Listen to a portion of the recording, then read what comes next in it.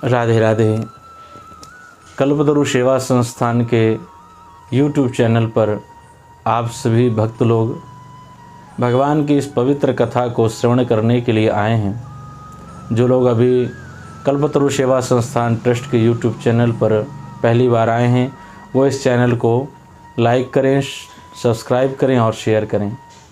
आज मैं आपको देव उठनी एकादशी, जिसे देवोत्थान एकादशी, हरि प्रबोधनी एकादशी कहा जाता है। हरि प्रबोधनी एकादशी चातुर्मास का जो लोग व्रत करते हैं और 4 मास के लिए भगवान शयन करने के बाद योग निद्रा से उठते हैं, तो यह है देव प्रबोधनी एकादशी, जिस दिन भगवान योग निद्रा से उठते हैं।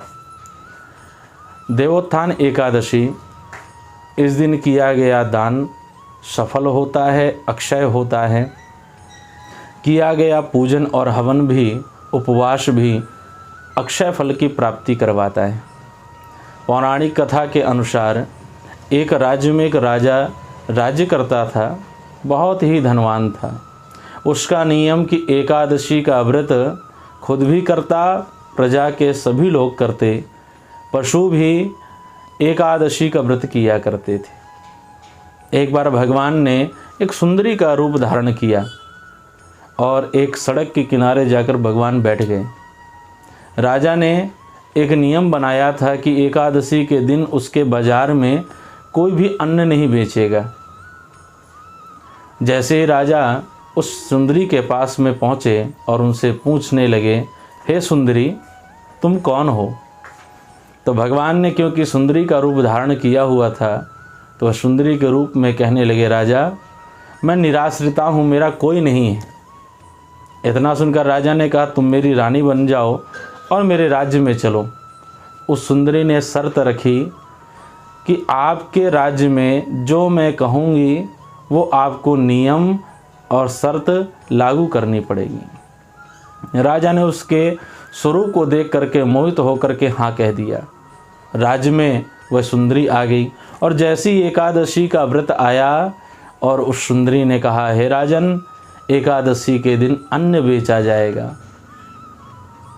इस शर्त को राजा ने मान लिया और जो मैं बनाऊंगी वो तुम्हें ग्रहण करना पड़ेगा।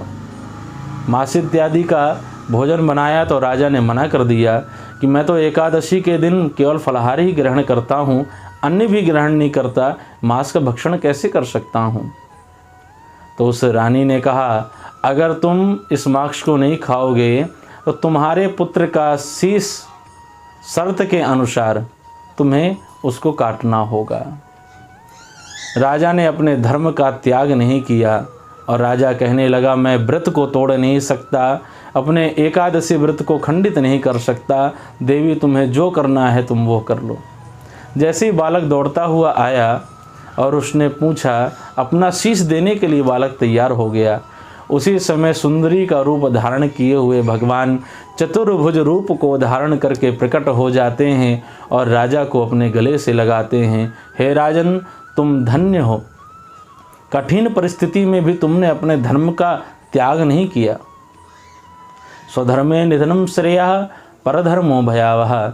अपने धर्म का पालन करना, अपने धर्म में मर जाना, वह सर्वश्रेष्ठ होता है। और तुमने एकादशी व्रत का नियम किया है। भगवान ने उसको अपने विमान में बिठा करके वैकुंठ लोक को प्रस्थान करते हैं। ये भगवान की अद्भुत कथा। देवोत्थान एकादशी के दिन जो व्यक्ति भगवान को गन्ना अर्पण करता है, मूली इत्यादि अर्पण करता है, फल निवेदित करता है और भगवान को जगाता है, क्योंकि भगवान इस दिन योग निद्रा के माध्यम से 4 माह चतुर्मास का जो व्रत होता है वो पूर्ण होता है और भगवान उठते हैं। जब भगवान उठते हैं उसके बाद से अच्छे कार्य, विवाह इत्यादि प्रारंभ होते हैं। तो आप सब लोग व्रत का नियम करें, अपने धर्म का पालन करें। आप सभी को हरि प्रबोधनी एकादशी, देवोत्थान एकादशी, देव उठनी एकादशी की हार्दिक शुभकामनाएं। राधे राधे।